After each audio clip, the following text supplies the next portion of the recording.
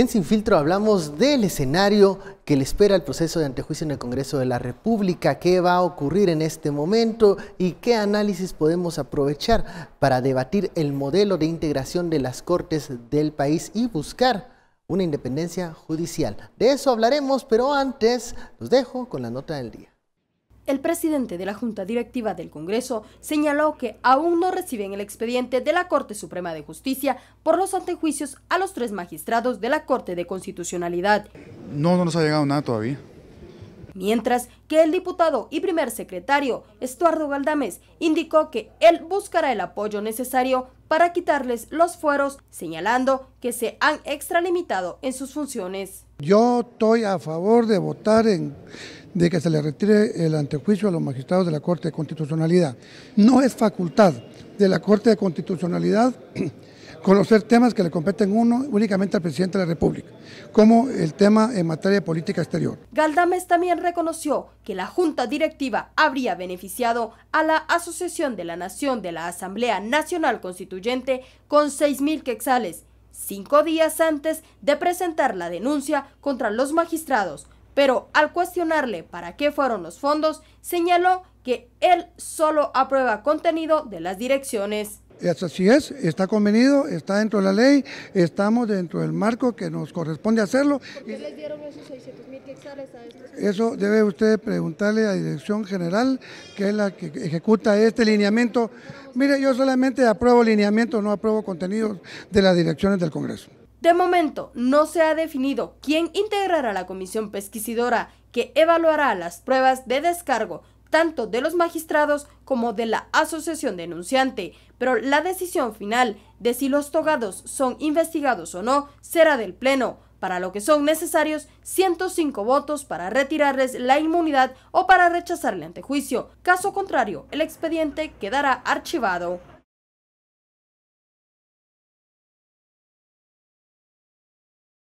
Bienvenidos a Sin Filtro, seguimos analizando los temas de esta semana y este día son las Cortes. ¿Qué está pasando con las Cortes de Justicia? Los últimos días las noticias han acaparado titulares, pero analicemos a profundidad el modelo y los defectos y también algunas soluciones para el modelo de las Cortes en nuestro país. Todo esto usted puede enviar sus comentarios y opiniones con la etiqueta SF Las Cortes. Para hablar y analizar de este tema tenemos en el estudio al abogado y notario Eduardo Mayora.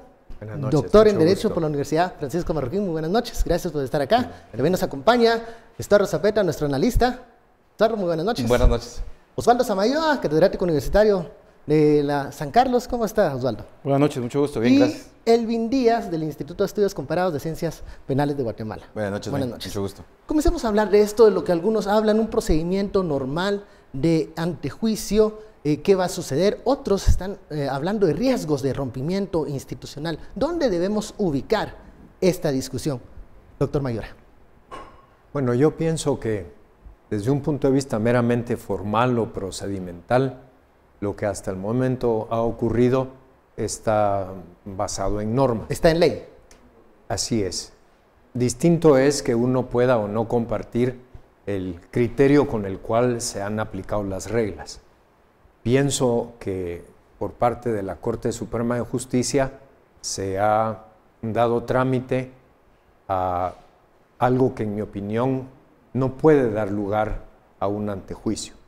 Quiero decir específicamente que las opiniones vertidas por integrantes de un tribunal colegiado en sus resoluciones no pueden considerarse en sí y de por sí como violatorias, como susceptibles de dar lugar a la comisión de un delito. Digamos. Así es. ¿Qué sucedió en este filtro de la Corte Suprema de Justicia, entonces, en donde ellos analizan esta solicitud de antejuicio? Ya vimos que dieron trámite. ¿Qué pasó? Y no hay razones políticas ni espurias según funciona ese filtro que se encuentra en la Corte Suprema de Justicia. Pues pienso que, para empezar, es una suerte de anomalía en el diseño de la ley de antejuicios la circunstancia de que esto deba pasar por la Corte Suprema de Justicia previamente. porque de ese modo pues se producen dos pronunciamientos, el de la Corte y después del propio Congreso, en relación con el mismo punto, es decir, con el punto de si se trata de una querella o una denuncia espuria o ilegítima, pero así está. Entonces, creo yo que tratándose del máximo tribunal del Poder Judicial, tenía que haberse considerado con mucho cuidado el hecho de que de esta manera pues se abren las puertas verdaderamente, creo yo, a una serie de dinámicas muy complejas que, en mi opinión, y con esto termino este pensamiento, afectan todavía más la poca independencia de nuestros tribunales. Estuardo, ¿qué está pasando con las Cortes en este momento? Había ya un discurso en donde se adversaban las resoluciones de la Corte de Constitucionalidad con esta solicitud de antejuicio que llegará al Congreso de la República. Algunos adelantan que la tensión se va a incrementar. Por supuesto que se va a incrementar porque, como dice el doctor Mayora, exclusivamente en el proceso formal, en la paso 1, paso 2, paso 3, vamos en lo que la normativa dice, y aún en esos pasos todavía habría dudas. Pero, ¿qué significa esto? Yo le preguntaba también a otros expertos en la radio acerca de otros casos en los cuales un magistrado constitucional esté siendo cuestionado en el mundo, y me decían, pues no conocemos. O sea, es una cuestión bien extraña de cómo un magistrado constitucional puede entrar a ser cuestionado. ¿Por qué el énfasis en la formalidad y por qué no el énfasis en el contenido, o sea, en las bases? Porque nosotros somos formalistas en nuestra forma de derecho, somos bien formalistas. Derecho romano así viene, muy diferente al derecho anglosajón, por ejemplo, y el doctor Mayora conoce también muy bien el derecho anglosajón.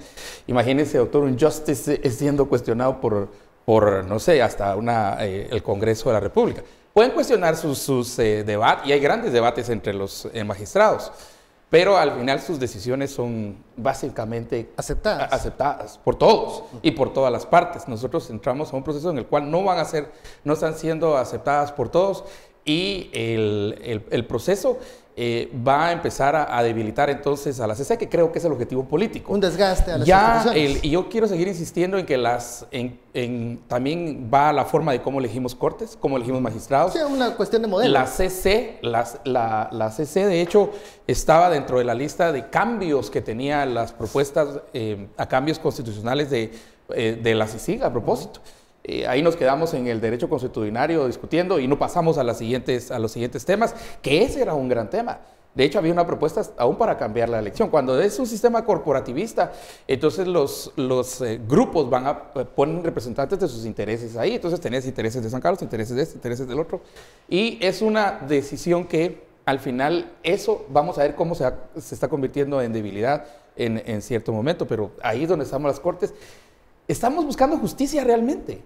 No solo estamos siguiendo un proceso, estamos entendiendo que el derecho es más que eso. O entorpeciendo procesos también. Estamos buscando justicia o entorpeciendo procesos. Estamos siguiendo al fondo de lo que queremos. Siquiera estamos buscando la verdad, justicia y verdad, como dos grandes ideas dentro de todo esto, o es el proceso. Y todos felices, unos en contra, otros a favor, digamos, siguiendo el proceso. La formalidad, una ley puede ser muy legal, pero no necesariamente legítima y menos justa. Tomo una idea que esto va más allá que incluso del debate de contra CICIG o pro CICIG. ¿Qué nos estamos jugando en este momento? ¿Qué se está cuestionando? ¿Y qué repercusiones tiene esto a futuro? Comienzo por acá, Osvaldo.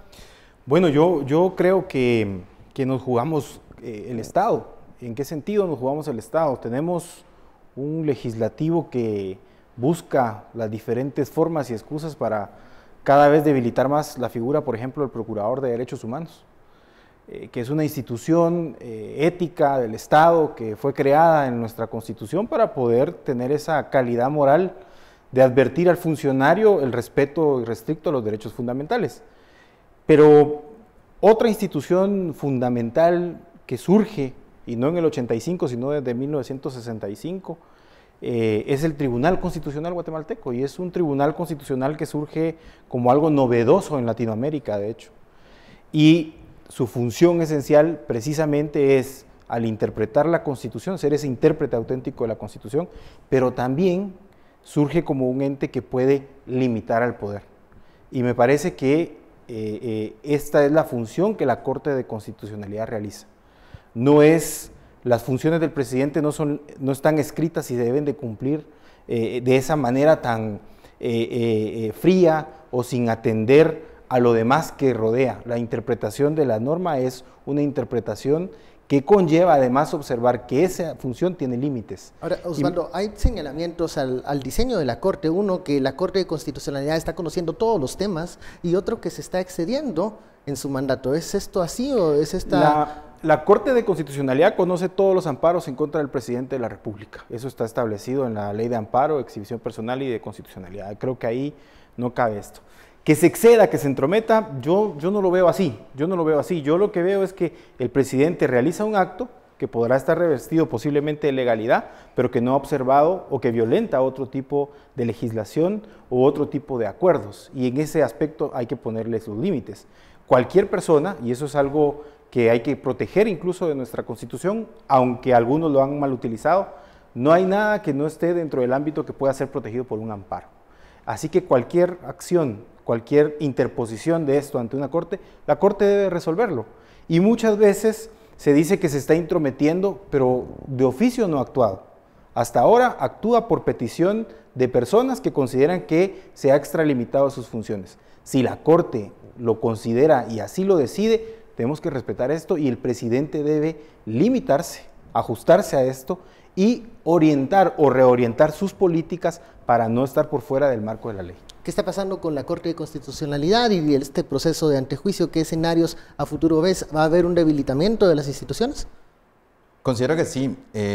Yo creo que los colegas han afirmado en buena medida que este es un procedimiento que está dentro del marco legal. Es decir, se ha dado trámite a una solicitud de antejuicio formulada por exconstituyentes, es decir, personas que crearon la Constitución actual, pero que en buena medida, aun cuando se encuentre en el marco del debido proceso, si lo podemos decir de alguna forma, genera una serie de suspicacias y sobre todo temores frente a lo que pueda suceder ya en el proceso de antejuicio. ¿Por qué va a suceder? ¿Qué es lo que va a suceder? Digamos, para que la ciudadanía y la audiencia tenga bien claro, ahora en este momento el asunto ya no es exclusivo de las Cortes. Este asunto, es decir, la posibilidad de levantar la inmunidad de estos 3 magistrados para que puedan ser investigados y sometidos a proceso penal, es exclusivo ahora del Congreso de la República. ¿Qué quiere decir? Que es un órgano político el que en buena medida va a definir si estas 3 personas deben enfrentar un proceso penal o no. Entonces esa es una situación alarmante si uno empieza a analizar cómo ha sido el actuar de esta legislatura. Ese es el problema. ¿Qué podemos esperar de un Congreso de la República que ha estado señalado no solo por investigaciones de CICIG y Ministerio Público durante estos últimos años, digamos, en el marco de lo que se le conoce como la lucha contra la corrupción, sino que también la misma ciudadanía ha podido identificar estas denominaciones de pacto de corruptos o las mancuernas que mantienen, digamos, para poder legislar a su favor, el hecho de que ha sido un Congreso que prácticamente durante estos últimos 2 años legisló para poder recetarse impunidad, como fue la reforma del delito de financiamiento ilícito, que si bien venía de una orden de la Corte de Constitucionalidad, algunos juristas consideran que se excedieron, digamos, de esa exhortación, o bien, digamos, lo que fue terrible en septiembre del 2017, cuando se excedieron en darse un paquete de impunidad, que así se le ha denominado, de reformar el Código Penal, sobre todo la conmutabilidad que la subieron hasta 10 años. Que no se nos olvide que es este Congreso. Entonces, la situación apunta ahí, y ahí digamos que se encuentra en una situación de si este Congreso está a la altura de realmente discutir si estas personas se excedieron o no. Y esa es una discusión que creo yo que el Congreso no está a la altura en este momento. Vamos al primer corte, la etiqueta SF, las Cortes, volvemos.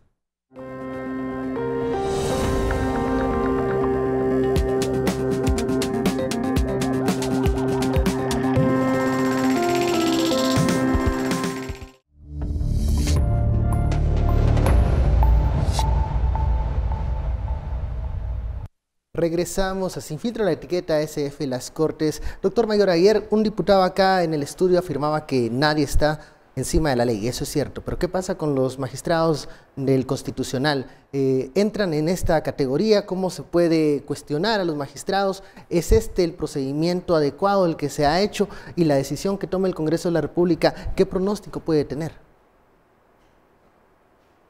Afirmar que todos los funcionarios del Estado están sujetos a la ley es una verdad de perogrullo, es decir, por supuesto que así es. Ahora, la pregunta, creo yo, más importante es qué es lo que esto significa en relación con todos y cada uno de esos funcionarios. Y en el caso específico de la Corte de Constitucionalidad, por supuesto que es teóricamente posible que cualquiera de sus integrantes pudieran cometer un delito.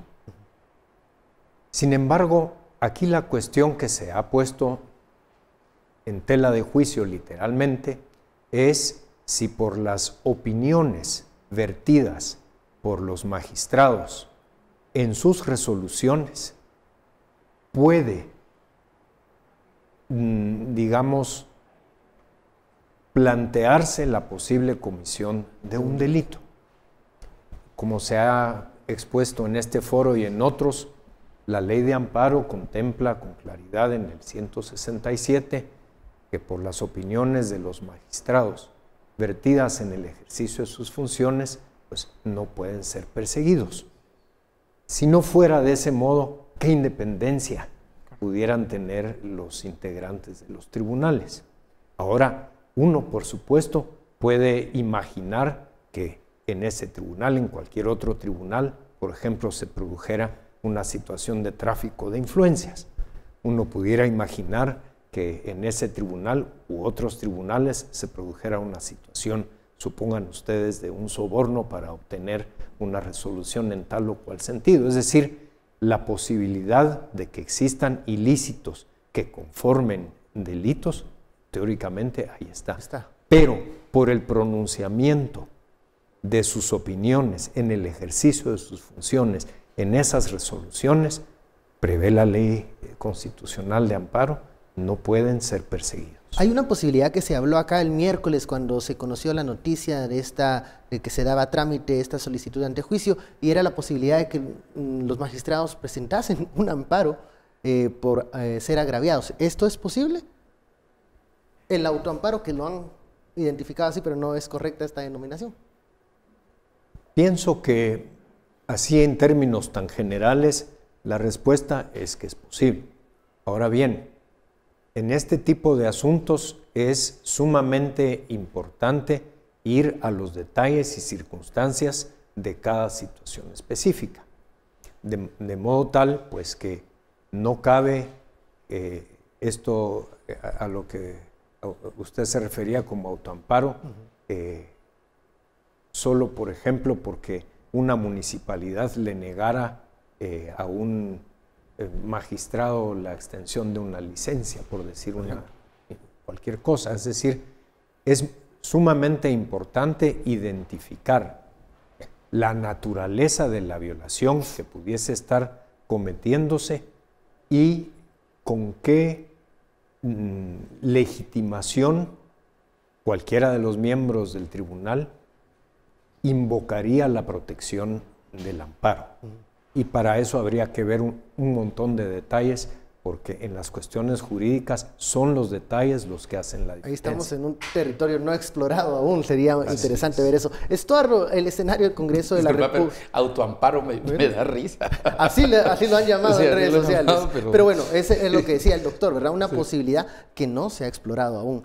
El Congreso de la República, Estuardo, en donde ya muchos están desesperados por conocer cómo se va a integrar la comisión pesquisidora. ¿Qué nos puede adelantar ese escenario político, el del Pleno del Congreso? Bueno, si seguimos en la formalidad, van a sacar la tómbola, porque entiendo que hoy es viernes, las dos magistradas presentan ya el voto razonado lunes. Y ya entran en periodo ordinario ya del Congreso. Automáticamente los lanza a sesión ordinaria, con lo cual entonces hay que sacar la tómbola, las pelotitas y hacer la comisión de pesquisidora. Ellos pueden decir sí, pueden decir no, se les quita, sí se les quita, pero esto va al Pleno y el Pleno decide. Pero esto lo tendrá claro lo que el doctor nos ha expresado. En el camino pueden pasar.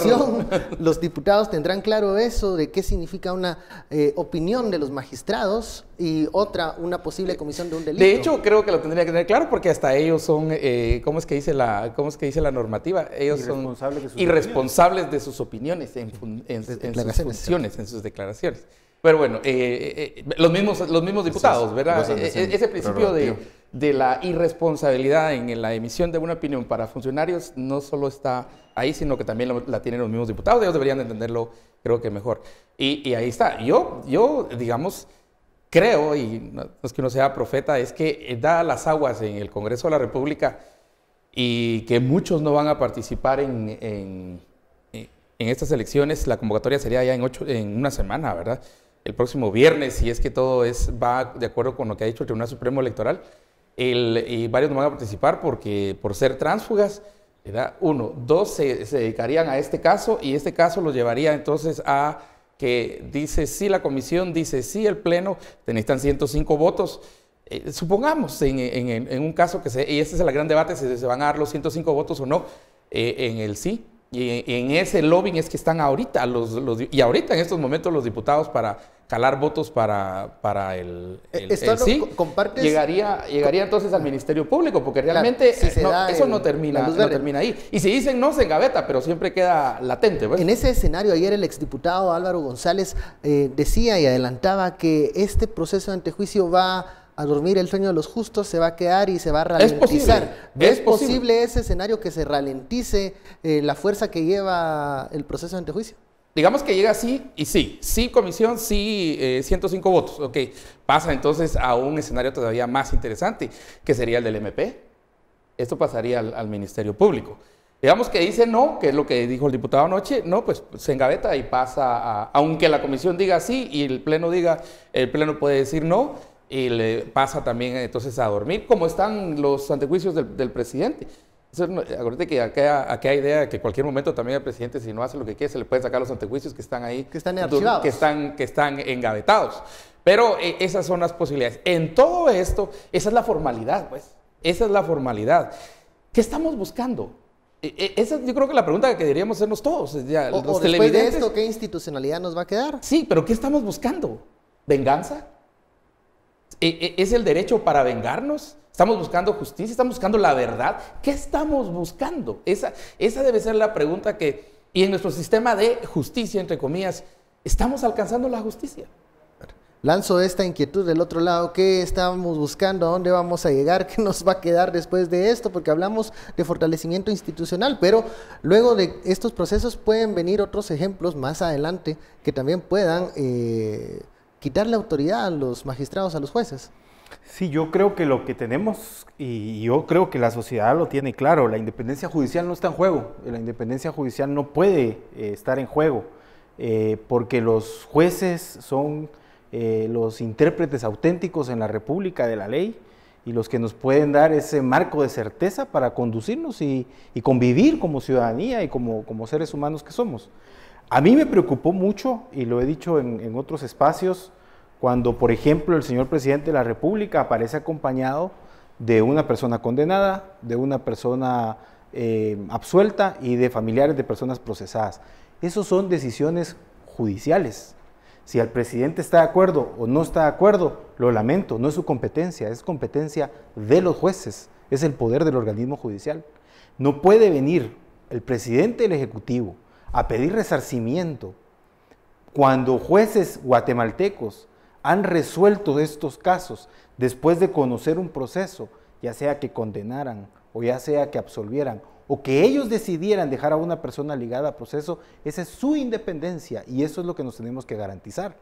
Porque entonces, si yo acudo a un organismo judicial para que me tutele un derecho fundamental, un derecho como la vida, como la integridad, como la libertad, va a venir después un presidente y va a decir, no, yo no estoy de acuerdo con lo que él decide, entonces hago lo que yo quiero.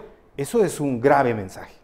Eso creo que la Corte Suprema de Justicia debería la Corte Suprema de Justicia advertir que su poder de independencia está siendo vulnerado con este tipo de discursos, con estos aspectos simbólicos. Y esto me preocupa en cierta intensidad, si nos vamos a ver intensidades de la situación, porque esto me diría que tengo un sistema judicial muy débil frente a ciertas tolerancias de violencia que pudieran venir por parte del Estado, por parte del gobierno en sí mismo, el Ejecutivo. O sea, hablas de presiones hacia la Corte Suprema de Justicia. Correcto. ¿Por este tema? Eso lo encajaría yo en el proceso de, ¿será que estos magistrados actuales de la Corte quieren reelegirse?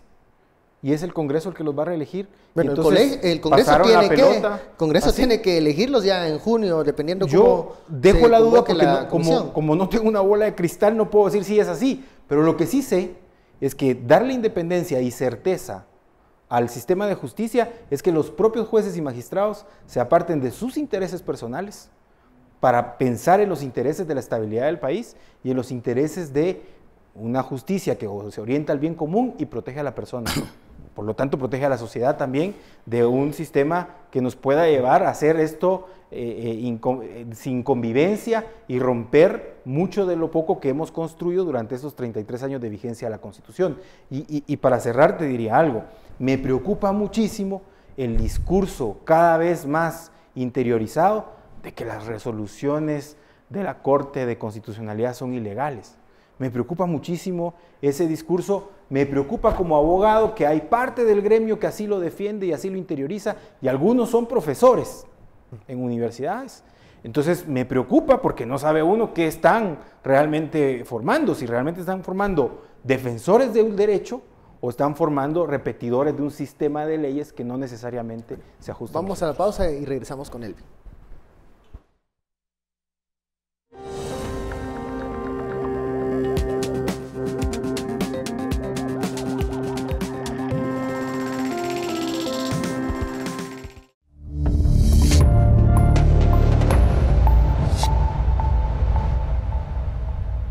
Regresamos a Sin Filtro, la etiqueta SF, las Cortes. Estamos hablando de este proceso de antejuicio que también abre el debate para los modelos de integración de cortes. ¿Qué está pasando con la independencia judicial? ¿Cómo se puede salir de esta crisis? Elvin, hablaba Osvaldo de los riesgos que están en juego en este momento, más allá de lo coyuntural.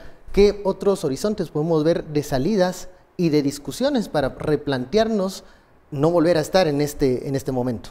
Yo quiero retomar lo que en algún momento los colegas estaban poniendo sobre la mesa, y es, creo yo, que la reforma constitucional que se planteó en el 2017 hablaba acerca de, precisamente de las dos cortes, del modelo de elección de las dos cortes.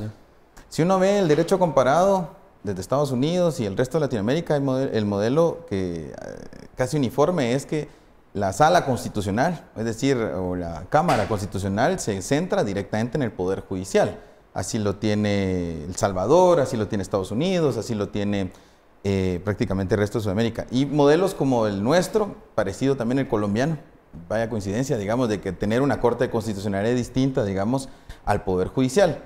En esa situación, no habrá que recordar, digamos, y hay que apelar a la historia también, de que en algún momento, cuando inició la vigencia de la actual Constitución, también ya habían entrado en choque estas dos cortes. De hecho, en aquel momento los colegas bromeaban con el choque de los mundos, digamos, que eran prácticamente los dos presidentes de las cortes de aquel entonces, donde se atribuía, digamos, las competencias y el tema del carácter de la juridicidad. Posteriormente se comprendió, y sobre todo con el papel que jugó esa Corte de Constitucionalidad, ya siguiente en lo que fue el golpe de Serrano Elías, pues entendió que el máximo tribunal constitucional era la Corte de Constitucionalidad. Hemos visto durante todos estos años una Corte de Constitucionalidad que no es primera vez que se cuestiona sus fallos. Lo que ahora está cuestionándose es si la gente y sobre todo las autoridades del Poder Central deben respetar los fallos. Y yo quiero recordar, digamos, aquella Corte del 2003 que aprobó la inscripción de un candidato que a todas luces era ilegal, digamos, su inscripción.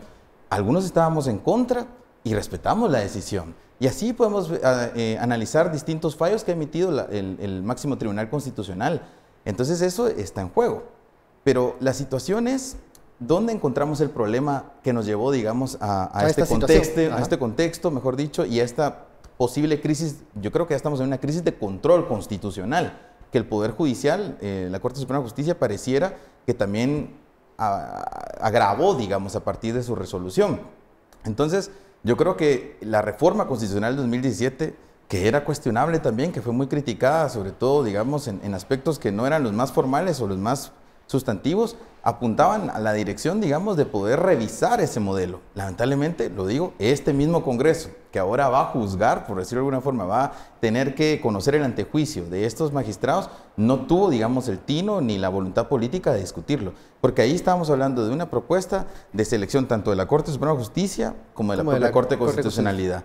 Y ahí también yo solo quiero agregar algo, porque del Instituto también hemos sido críticos, digamos, con la mala utilización del amparo. Yo creo que la acción constitucional de amparo también tiene que ser ya revisada en nuestro ordenamiento jurídico. En los sistemas occidentales, ya mirando al otro continente, digamos, la acción de amparo ha sido ya bastante limitada también. Y creo que en este caso, en el caso guatemalteco, aquella famosa línea de la Constitución que dice que no hay materia susceptible que no sea de conocimiento de amparo, ha llevado también a una situación donde hemos visto que las Cortes tengan que jugar un papel de esta naturaleza. Pero el punto crítico es la posibilidad, mejor dicho, y ya se evidenció, y por eso se han presentado no solo también acciones de amparo, sino debidas ejecutorias, y sobre todo tener que apercibir, digamos, desde que hay cuestionamientos entonces a las decisiones de las Cortes. Más que cuestionamiento, las desobediencias también que se han manifestado.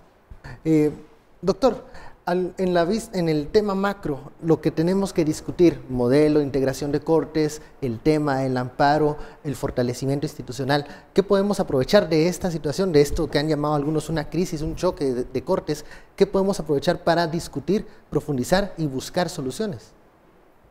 Pienso que si esta crisis no condujera a un análisis a profundidad de las falencias del actual sistema de justicia en el país, entonces quizás estemos condenados a no llegar a ser un Estado de Derecho.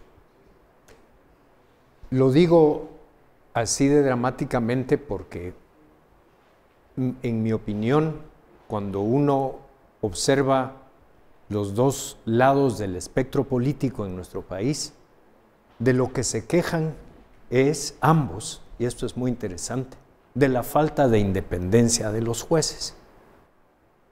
Los unos para endilgarles que cómo es posible que los hayan juzgado, que cómo es posible que los mantengan por años en prisión preventiva, que cómo es posible que los hayan investigado de esta manera, que concedan esto, que nieguen el otro. Y el otro lado, pues lo vemos ahora, que cómo es que le limitan las funciones al presidente de la República, que cómo es que le impiden ejercer sus atribuciones. Es decir, los dos lados del espectro político cuestionan la imparcialidad de los jueces y tribunales. Los dos lados del espectro político cuestionan la posibilidad de que las instituciones judiciales hoy existentes, del modo como están organizadas, verdaderamente puedan entregarle certeza jurídica y justicia a la sociedad guatemalteca. Entonces, si esta crisis no condujera a las élites económicas, políticas, profesionales, morales del país, si no los condujera a plantear una reforma a fondo para generar todas las condiciones de independencia del Poder Judicial y del sistema de Contralor Constitucional, entonces Guatemala enfrenta desafortunadamente, creo yo, probablemente décadas de vivir a espaldas del ideal del imperio del derecho.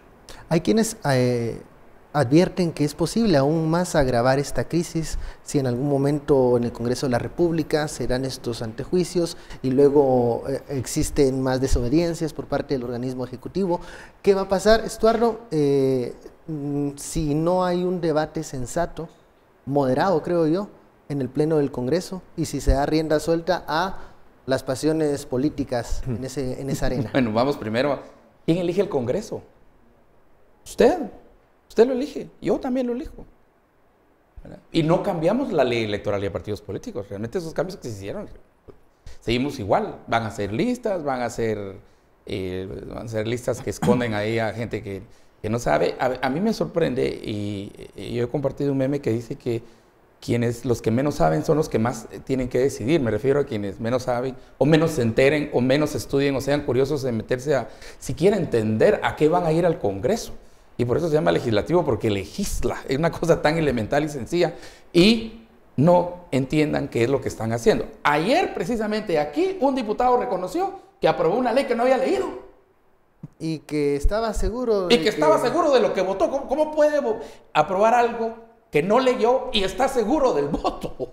O sea, esas es aquellas cosas que uno dice, ¿verdad? El problema que yo veo aquí es que este es el inicio del Estado fallido, ¿verdad? Y miremos el índice de estados fallidos, los 12 parámetros que se miden en los estados fallidos, ¿verdad? Y donde siempre, y hay otra medición, el índice de calidad institucional, que lo hace Krause a propósito, y miremos las mediciones de Fraser y todo, donde siempre salimos bien bajo y nos vota en todas las mediciones, es en cumplimiento del Estado de Derecho. Ese es realmente. Y entonces, y esa es la razón por la que tenemos Estado fallido. Lo primero que se deshace, se desintegra un Estado fallido son precisamente las cortes, los jueces y todo eso. Haití, Somalia, hay tantos ejemplos que que son las joyas de la corona en los ejemplos de Estados fallidos. Eso es lo primero. Y siempre hay grupos que les interesa que se deshagan, que se destruya, ¿verdad? Para poder tener cierto control, sea cualquier tipo de control, ¿verdad? Para ganarse el patrimonio, para que pase el narcotráfico, para que lo que sea. Siempre hay una tentación de buscar tribunales y cortes dóciles, cortes que obedezcan. Bueno, todos cuando en un modelo republicano, pues de los pesos y contrapesos, que todo el mundo habla de eso. El presidente de Estados Unidos pocas quiere se está respetando así en este momento. Y el ruso los quiere así, y el chino los quiere así, y el colombiano los quiere. Es una tentación en todas partes del mundo. Es normal que quieran eso, pero que el sistema, ¿para qué tenemos este sistema, este ordenamiento? Es precisamente, miren, el derecho y la ley no está principalmente no está para limitar a la ciudadanía, está para limitar al gobierno. Esa es la primera función. También nos limita a nosotros en nuestra conducta. ¿Qué puedo hacer? No le puedo pegar, no puedo una patada o una manada. Limitar el poder y la arbitrariedad. Vamos de este lado. Con estas acciones puntuales, lo que está por venir, hay el riesgo de que magistrados salgan de sus puestos, lleguen otros, se busque tal vez una corte más dócil, más obediente, pero entonces estamos viendo que el modelo republicano se debilita. Se destruye totalmente. Yo voy a insistir en algo que he dicho, estamos en una encrucijada.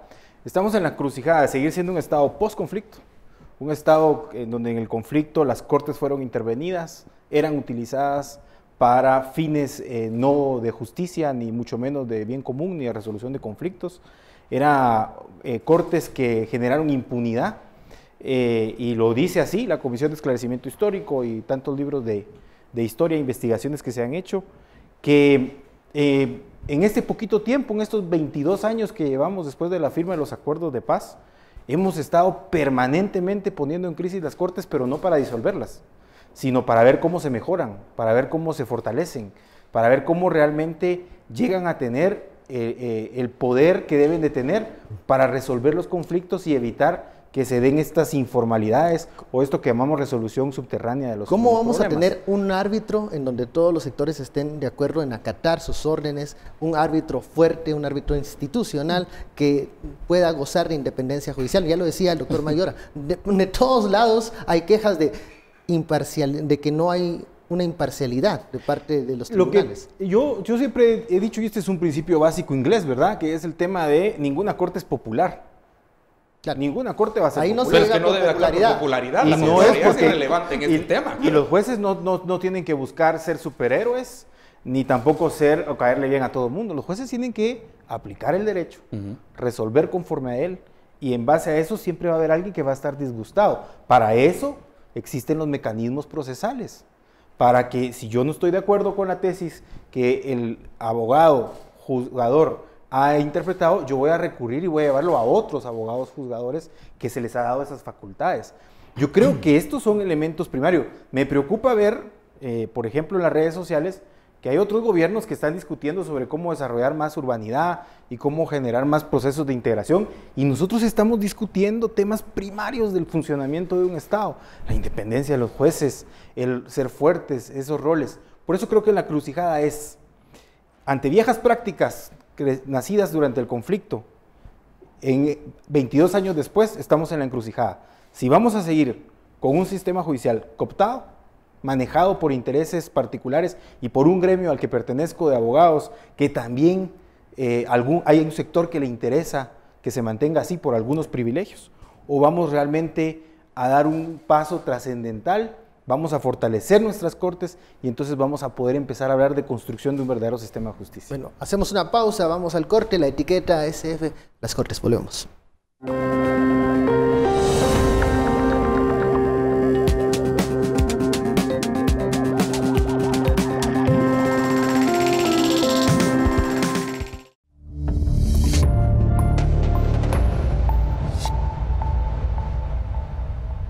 Regresamos a Sin Filtro, vamos al cuarto bloque, la etiqueta SF, las cortes. Hablamos de dos momentos, un debate necesario de modelo de integración de cortes para tener un árbitro fuerte institucional, y otro es este momento preciso en donde ya hay un proceso de antejuicio en contra de 3 magistrados de la Corte de Constitucionalidad. ¿Cómo debemos abordar cada uno de los temas, doctor?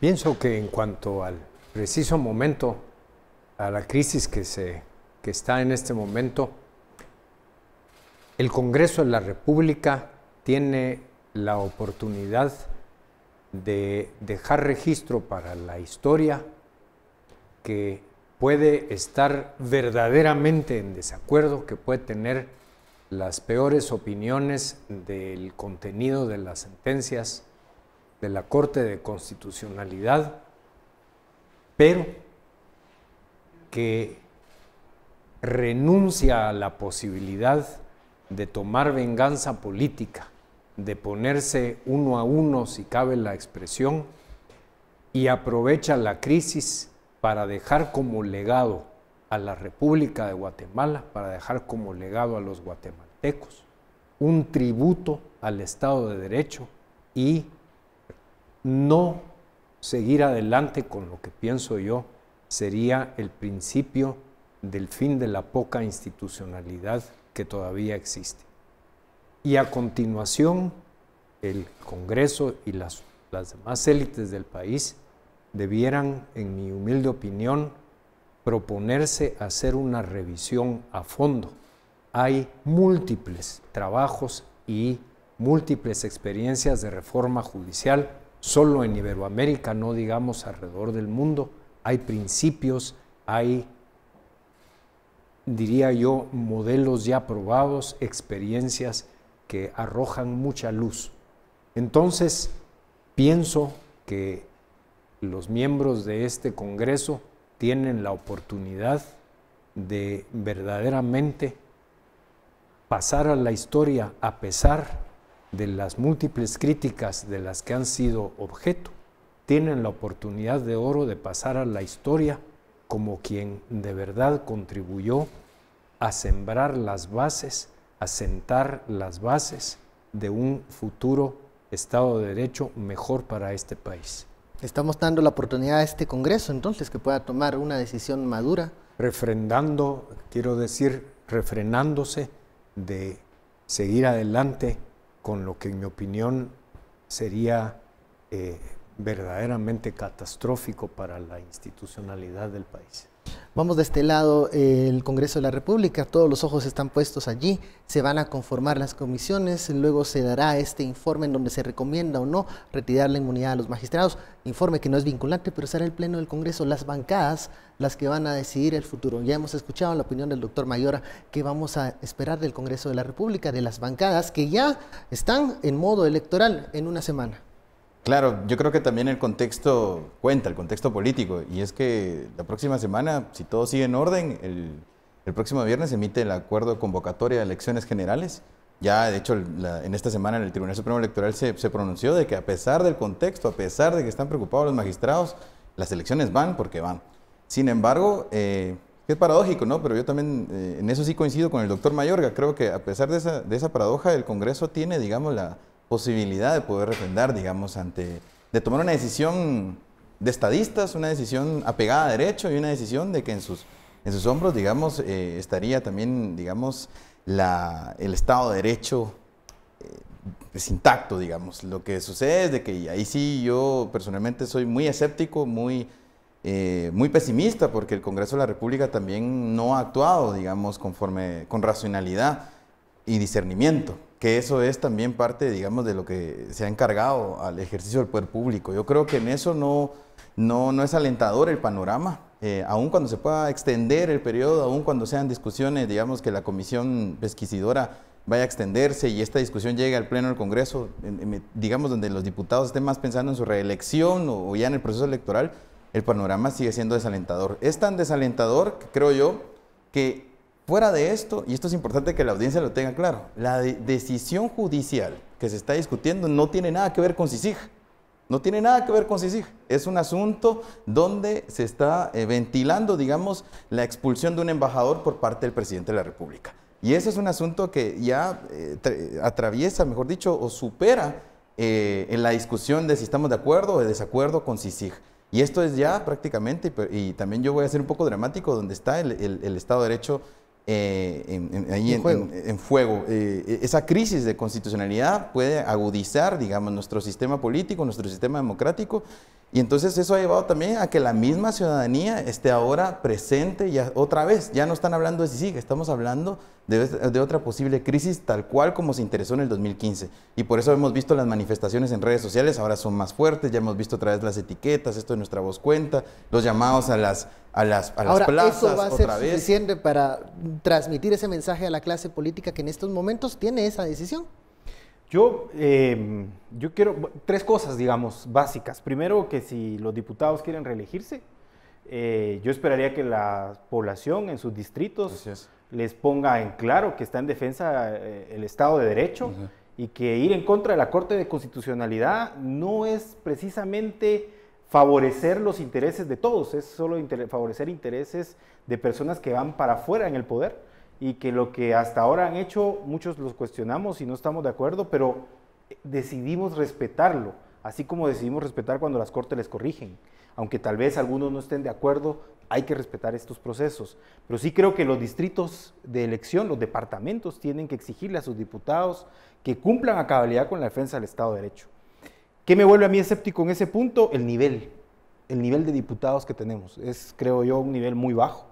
No lo digo por todos, y ahí es donde yo llamaría a los diputados que yo sé que tienen conocimiento, que se han preparado, que han estudiado, y aquellos que son decanos incluso de la Constitución, cuando se forma la Asamblea Nacional Constituyente, y que instruyan, que guíen a sus compañeros en el Congreso para poder tomar una decisión que es la que más nos favorece a todos.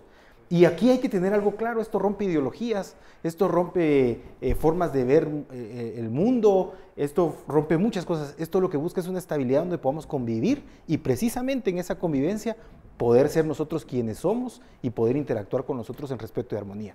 Y un tercer punto que me parece fundamental en esto es que la ciudadanía tiene que abordar el tema de una forma de que ya no estamos defendiendo un tema de corrupción nada más. Estamos defendiendo la existencia misma de nuestro Estado constitucional. Así es. No pronunciarnos o de permitir que esto siga avanzando es nosotros mismos ponernos la soga al cuello. Porque después, en lo mínimo, lo vamos a poder notar cuando un policía no acate la ley y nos pueda perjudicar. Vamos a la etapa de las conclusiones. Estuardo, lo decía Osvaldo, lo mencionabas también tú, el ciudadano, el que elige, el que tiene que pues exigir a sus diputados que actúen conforme a derecho, conforme ellos quieren. Pero lo que Nantura no da. Yo sé que eres escéptico, Estuardo, pero ¿qué va a pasar? ¿Puede ser la ciudadanía un elemento diferenciador en este momento? ¿Va? Digo, Salamanca no te lo presta, ¿va? Entonces, tenemos a elección, por ejemplo, yo tomo Chimaltenango, ¿verdad? A elección para diputados distritales de Chimaltenango van los peores del departamento, pero los peores. Así, era gente con la que crecimos juntos, que los conozco, que yo no creo que en su vida han leído un libro, porque yo sé que no ha sucedido eso. Entonces, para mí, recomendarles que lean a Sartori, no sé, ingeniería constitucional o algo así, es torturarlos, pues. Pero eso es lo que van a ir a hacer. Bueno, tenemos pendiente la reforma política para llevar mejores diputados al Congreso. Y eso no es solo dramático, eso es realista. Así es. Y es porque los conozco. Y los televidentes, usted conoce a los de Mazate y a los de Huehue y a los de Petén y a todos. no son los mejores, son los más interesados en un sistema patrimonialista, como diría Weber, ¿verdad? En un sistema en el cual ellos aspiran al patrimonio, o sea, a los bienes del Estado para ir a repartírselos. Entonces sí sigue un tema de corrupción, en realidad el tema de corrupción sigue y ahora posiblemente sea. Y yo creo que en todo esto hemos hablado, pero no hemos cuestionado también un hecho fundamental. O sea, hay posiciones de un lado, pero también hay de otros. ¿Por qué todos los casos tienen que llegar a la CC? ¿Por qué? Lo hablábamos ayer y era algo muy interesante. Resultado de la mediocridad de la clase política y de la falta de acuerdos políticos, todo lo ha tenido que decidir una CC. Entonces la CC nos va a decidir ahora nuestros candidatos. Porque los candidatos todos van a llegar, todos los casos van a ir porque aquel ya fue, porque aquel fue condenado, porque aquella sigue no sé quién, porque la otra hizo no sé quién, porque el edificio, por el Botox, por lo que sea. Entonces, la CC nos va a decidir nuestros candidatos. Entonces, otro problema que hay que debatir en el modelo de cómo estamos tiene que llegar integrando toda la CC? las cortes. Esa es una pregunta que siempre tengo. A ver, hagámosle la pregunta al doctor. ¿Por qué todo ha terminado en la CC y pareciera que todos los caminos no dirigen a Roma, dirigen a la Corte de Constitucionalidad? Miren, eso es algo que ocurre en todas partes. En Estados Unidos mismo se ha acuñado términos como la judicialización de la política y cosas como esta. Ahí llega la sentencia en el asunto del aborto, y ahí llega el asunto del presupuesto y el asunto, etcétera, etcétera. Y lo mismo ocurre en otras jurisdicciones. ¿Por qué? Porque en un Estado de Derecho se necesita un árbitro final de la constitucionalidad y de la legalidad de las cosas. Y a ese árbitro final hay que protegerlo, hay que verdaderamente darle las condiciones de independencia necesarias para que cada vez que resuelva esos grandes conflictos sociales, políticos, económicos, etcétera, lo haga a la luz del derecho y con la conciencia tranquila y sin perturbación alguna, que fui electo por no sé quién, que le debo el cargo a no sé cuánto, que qué va a pasar dentro de 2 años cuando ya no esté aquí.